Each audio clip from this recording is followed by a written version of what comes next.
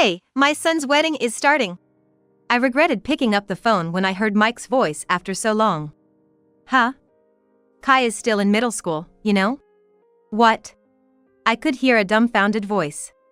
It was beyond irresponsible for Mike not to remember our son's age, even though we divorced. I was filled with anger.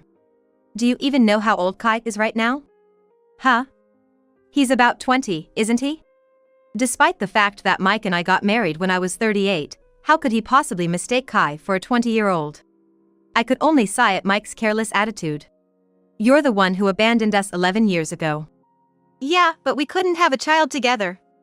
That's why I'm saying it's Kai's turn. He seemed completely unaware of how selfish his argument was. I decided to fight him thoroughly without hesitation. I won't let you have it your way. Don't ever contact me again. Hey! I hung up the phone, and Mike called me multiple times, but I ignored it. It's his own fault. Let him deal with it. My name is Sanaa Turner. I'm a 44-year-old designer. I divorced 11 years ago and now live with our second-year middle school son, Kai. I divorced Mike 11 years ago. The reason for our divorce was Mike's infidelity. He was originally busy with work and came home late, but one day he suddenly brought a woman home. I'm going to remarry this woman. Remarry? You mean divorce me? Kai is only 3 years old. When I raised my voice, Mike made a bothered expression. Without even looking at Kai, he shooed him away with a gesture. He's already 3 years old. Kids only need one parent. Come on, get out, get out. What? What are you going to say to your mother? To my words, Mike smiled slyly. And he said something shocking. Mom introduced me to this woman. What? So, you're useless to me now. Write that divorce paper and get out. As Mike said this, cuddling with his lover, I left the house, carrying Kai with me. I went back to my parents' house, but since they were living with my brother and his wife, I couldn't stay long. I decided to start working while raising young Kai. Before marrying Mike, I was a designer. I traced my old contacts and began taking orders online. I barely slept due to Kai's night crying, but working while watching him grow was tough yet enjoyable. My parents helped occasionally, and my sister-in-law Jolie also assisted, allowing me to get my work on track. Now, I earn enough to live comfortably, even wealthily. Mike never paid child support, nor did he ask to see Kai. I didn't even know where Mike was. Rumor had it he went abroad, but I had no details. To me, he had disappeared. Though it frustrated me that Kai's right to child support was ignored, I preferred not seeing Mike. This life continued until Kai was in 5th grade. One day, he asked, "Hey Mom, what's my dad like?" What? Caught off guard, I replied. He scratched his nose awkwardly, saying, "We were asked about our parents in class, and I realized I never heard about Dad from you." I was struck by his words. I never really talked about Mike to Kai. Okay, let's have tea later and talk about it. Thanks. I thought to myself how he had grown into a fine young man. While thinking that thing, I made tea. And I told Kai about Mike, omitting the affair. Kai, being in the upper elementary grades, seemed to understand. So, what would you do if he came to see us now? Do you want to see him? I asked. Kai hesitated, then dropped a bombshell. Someone claiming to be my dad was at the school gate. He asked if I wanted to live with him. What? Shocked, I almost dropped the plate I was holding. How did Mike know where we lived after disappearing overseas? The answer would come in the worst way later, but at that moment, I was filled with foreboding. What do you want to do, Kai? No, I want to live with Mom, and really, you're the only parent I have. I don't really get how that guy could be my dad. I was relieved by his words, but still, Mike showing up at the school out of the blue and suggesting they lived together was just out of line. I hadn't heard from Mike in 8 years, but I decided to contact him. His phone number might have changed. Still, I dialed. Hey, Sanaa, long time no see. He answered as if we had only been apart for a week. I sighed deeply at his tone. Just from the phone call, I could tell Mike hadn't changed. Did you go to Kai's school? Yeah, about that. Thought I might reconcile with you. I was trying to pave the way. I was momentarily confused, not understanding what he was talking about. Reconcile? With who? What? You and me, obviously. Why? Because I felt like it. Don't be annoying. His voice was irritated on the other end of the phone, and it was clear I wouldn't understand anything he was saying. Anyway, reconciling with Mike was out of the question. So Mike thought he could just reconcile with me because he felt like it?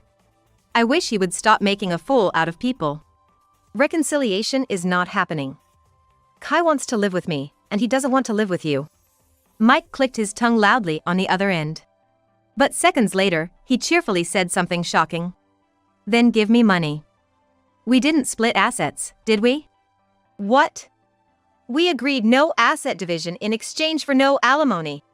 When we divorced, my mother-in-law, concerned about how they looked, had balked at paying alimony. So, we agreed I'd get the house and savings instead of child support and alimony. Of course, I sold the house right away to turn it into cash for living expenses. Mike knew this. And yet, I couldn't believe he would say such a thing. So, if we reconcile, we'll share assets again, right? So just give it to me first? I told you, I'm not interested in reconciling. Never show up in front of me and Kai again. I said and hung up the phone. He called back several times, but I ignored all the calls. After blocking his number, I finally felt relieved. But since then, there have been sightings of a suspicious person around Kai's elementary school. When I heard the description, I instantly knew it was Mike. Just to be safe, I went to the police to report that I was being followed, but they didn't take it very seriously due to lack of evidence. Reluctantly, I decided to start picking up and dropping off Kai at school.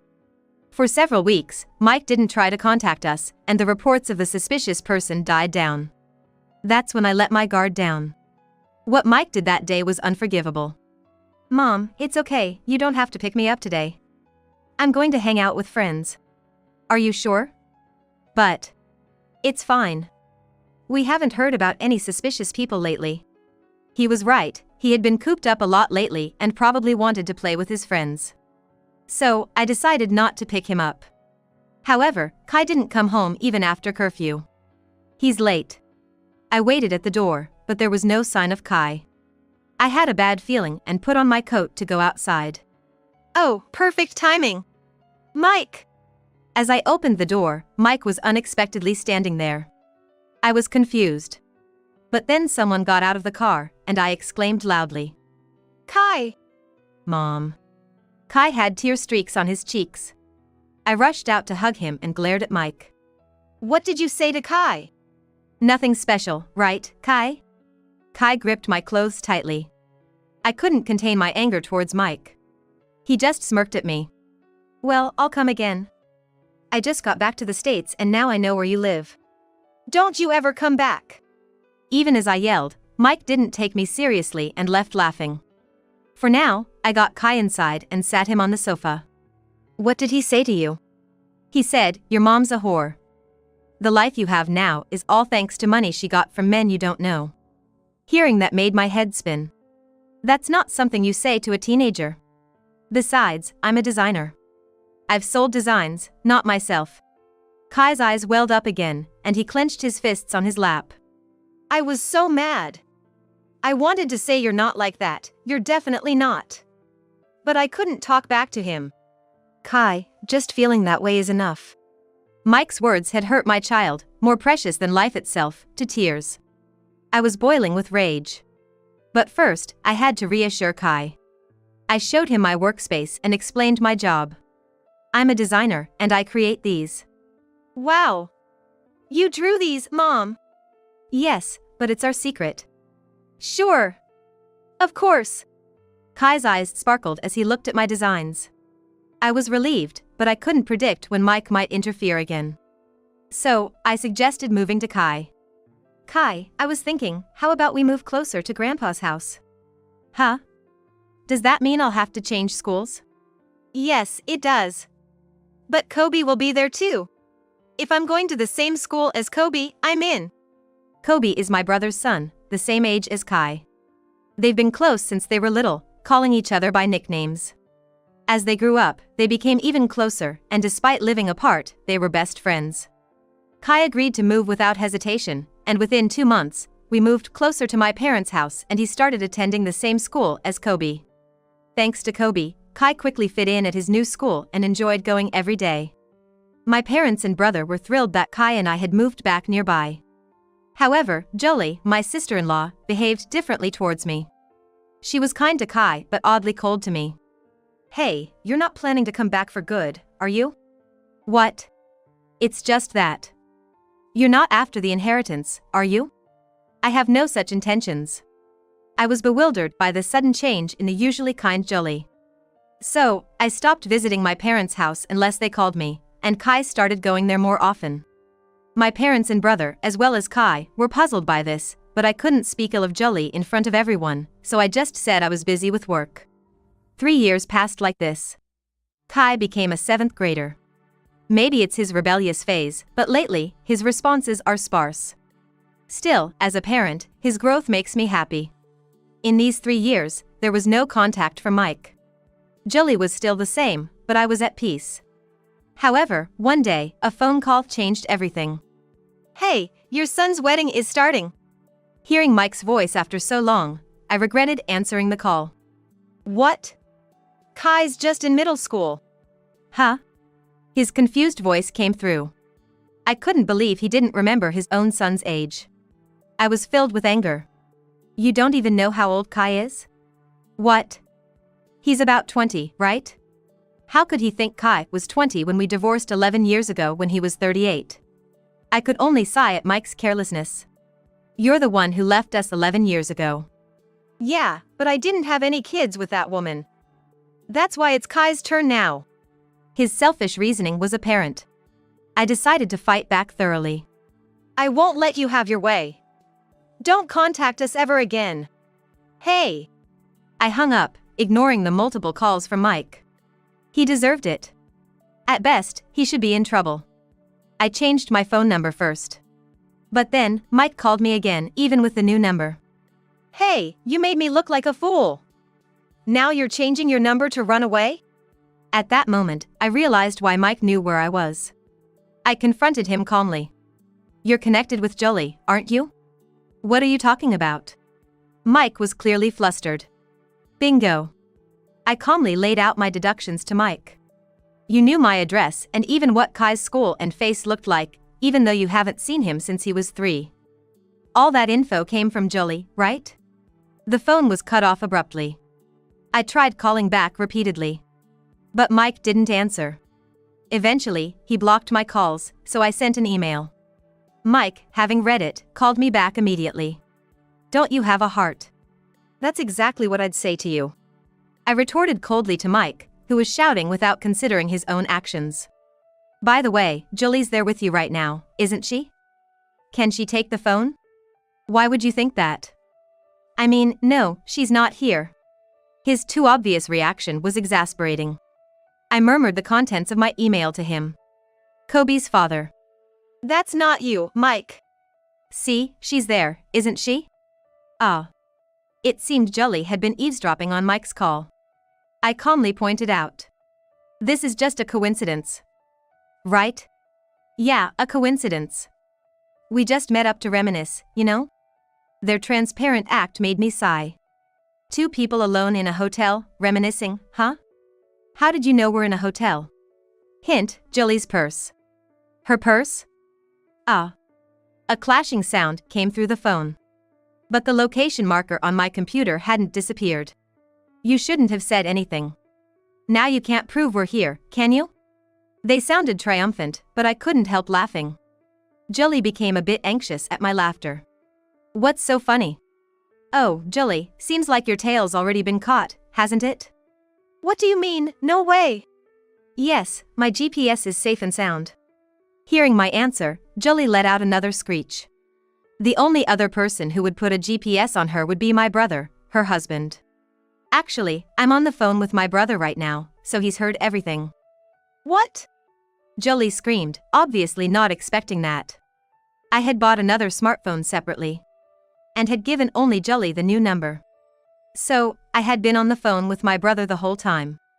This all started with my brother consulting me about Jolie leaving the house at the same time every week, not doing much housework anymore, and becoming more irritable. I connected the dots when I learned when Jolie started acting this way. It matched precisely with when Mike started contacting me. Jolie, what the hell are you doing? It's not what it looks like. It's just, we were just talking. So you take showers together just for talking, huh? Apparently, my brother's GPS also had a listening device. So all their conversations were known to us. Eavesdropping, that's just low. Says the woman who's been cheating with her brother-in-law for years. My brother laughed scornfully at Jolie, who was grinding her teeth in frustration. Then Mike interrupted the conversation. I truly love only Sana and Kai. What? You said I was number one. Just shut up for a sec. Sana, please, let's get back together. I was speechless at his audacity in this situation. As I stayed silent, Jolie started spilling everything. You whispered sweet nothings to me. You said I was cuter than that plain Jane. What about our plans to remarry? That's because I gotta arrange a marriage for Kai with a client's daughter.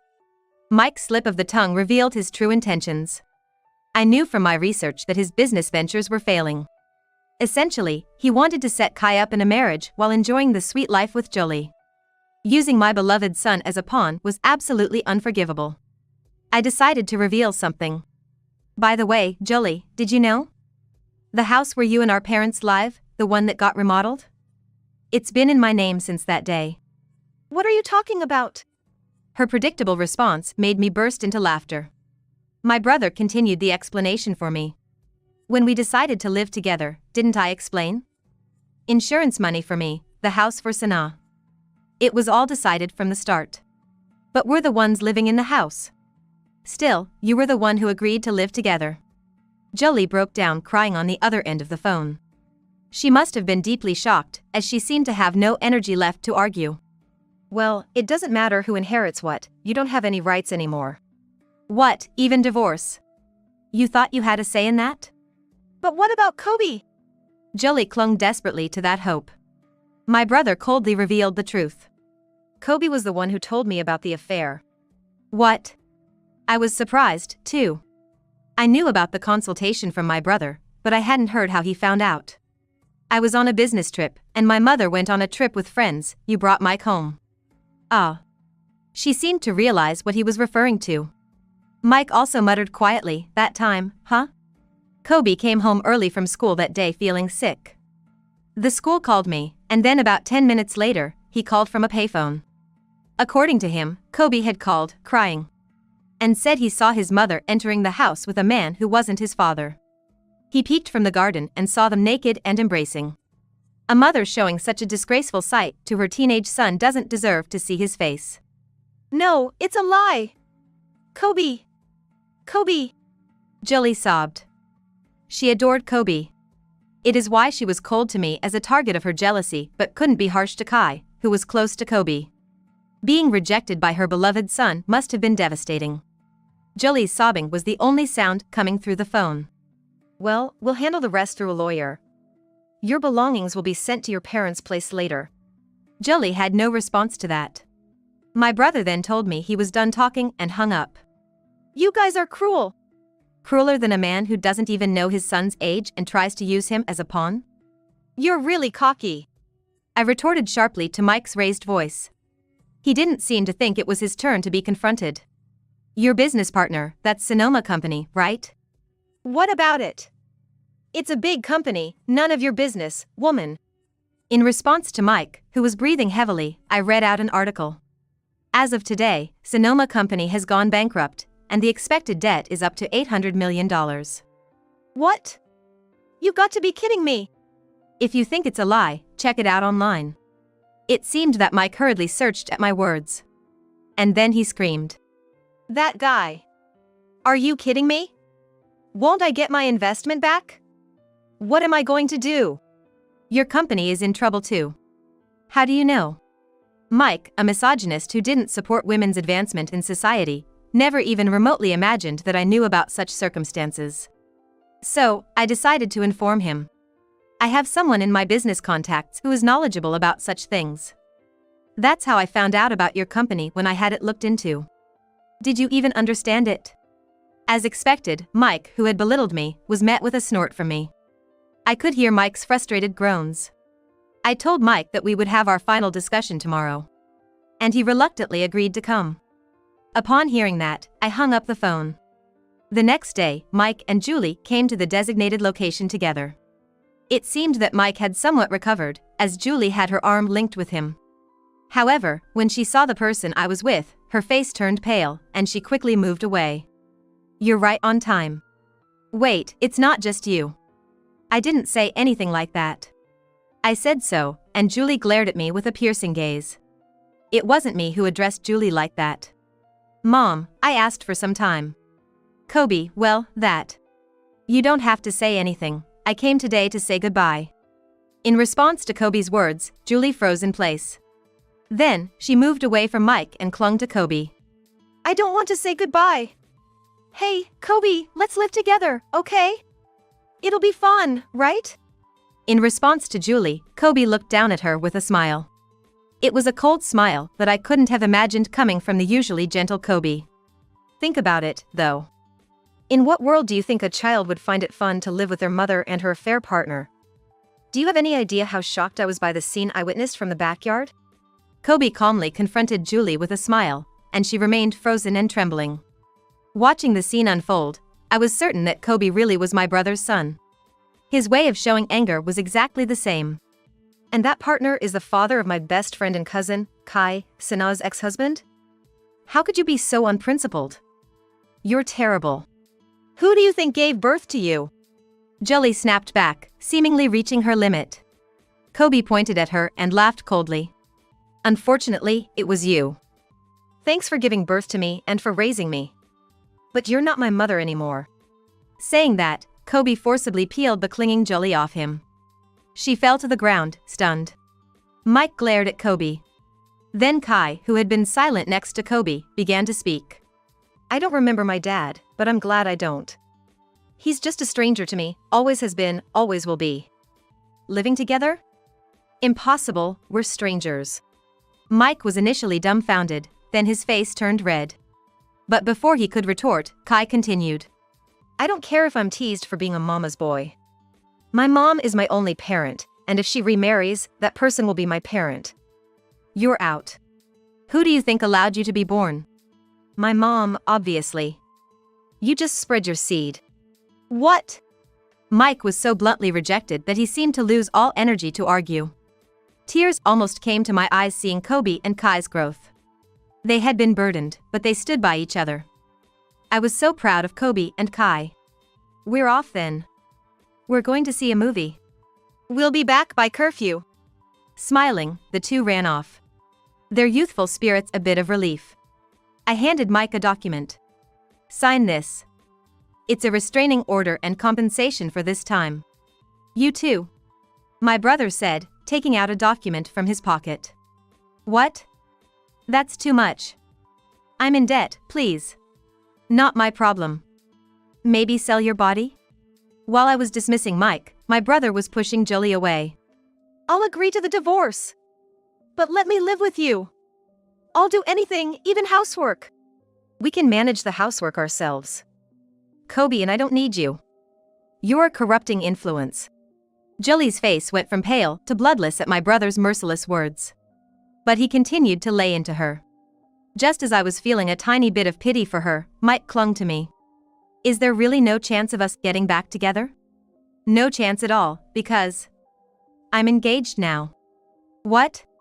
Mike noticed the shining ring on my ring finger for the first time. In fact, after all this happened, I had been proposed to by my boyfriend. I've been dating him for about 2 years. Of course, Kai knew him and had given his approval. Did you cheat on me? You're the one to talk. Stop with the funny jokes, please. I've been single for 11 years. Mike was speechless, just opening and closing his mouth. The same was true for Julie, who had been pushed away by my brother.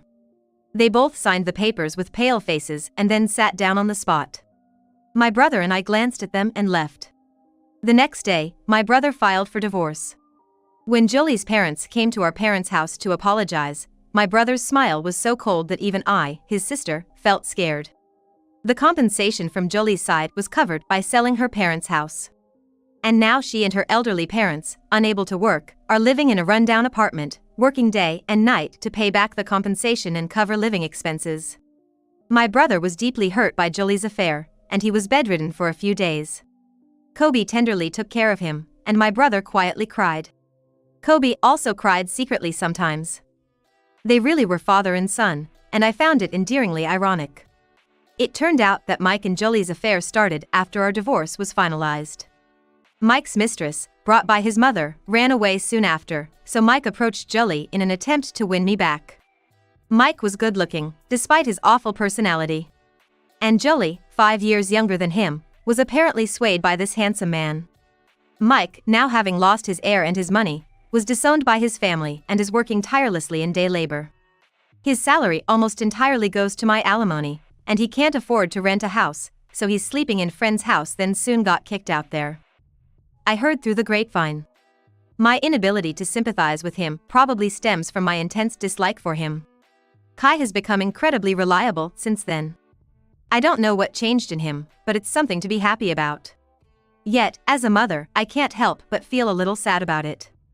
As for me, I happily remarried the man I was engaged to. We're living joyful days.